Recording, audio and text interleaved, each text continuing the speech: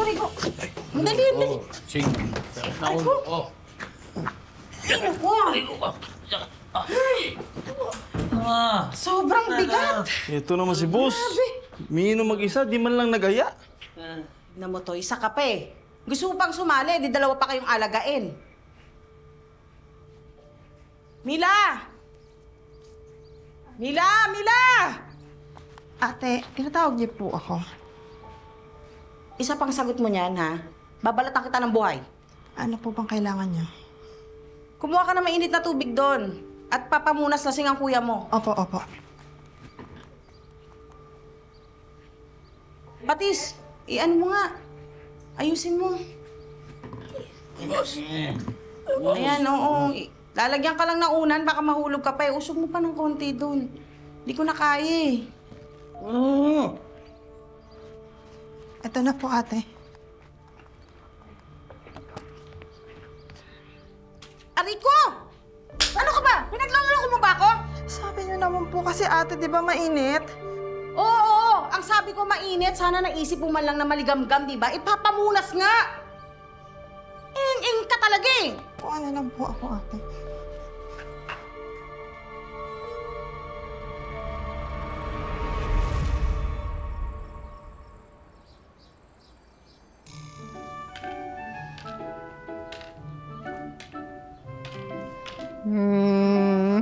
Grabe, galing mo. Ikaw talaga, ninyo, ha? Ay, Lola Mars, alam niyo po ba? Nakita ko po si Mang Tomas doon sa tindahan. Nagwawala siya. May lang yan. Basta ang importante dyan, huwag mo siyang galayain.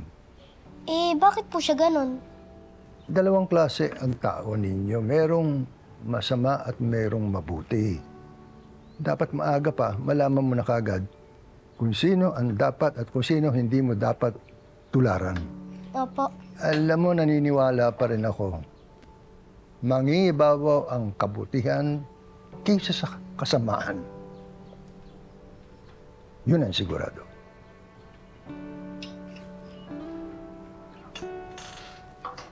Lola Mars. Ha? Ako na ba? Opo. Nakakalimutan din. Ikaw talaga, oh. Ay, naku, ninyo. 1, 2, 3, 4. Tessa! Tessa!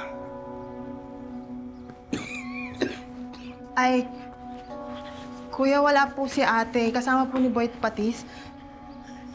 May punta? Dilihensya daw po. Sana ako naman. Gumawa ko naman. Sabaw. Nilaga. Gumawa nilaga. Gusto ko yung masarap, ha? Pag hindi masarap, sasapatusin na dami sapatos ko. Nalapat ko sa mukha mo. Eh! Sandali lang po, kuya. Mainit, ha! Mainit! Opo, opo. Ibibili po kita.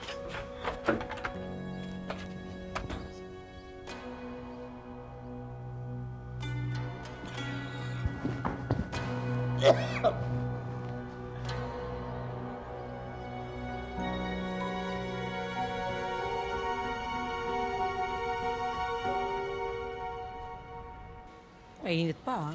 Pasok. Ninyo! Alam mo ba? Nahanap ko doon yung alahas.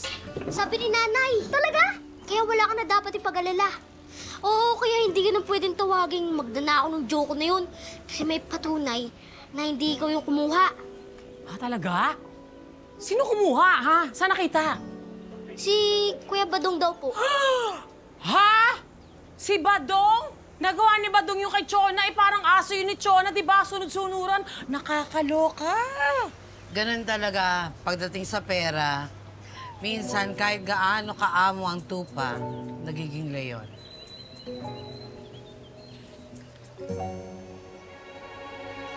Anyway, alam mo, magandang balita yan. Dead ba na tayo sa mga di ba, sa mga ganyan mga usapan. Alam mo, dahil dyan, may magandang balita kang binigay sa amin. Lilibre kita. Talaga? Oo, ng ulam. Anong gusto mong pagkain? Adobo. Tsaka...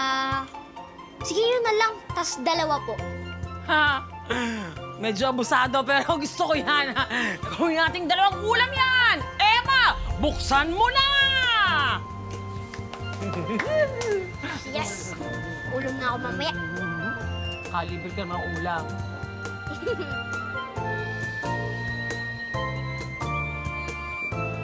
Dimple, prominent yung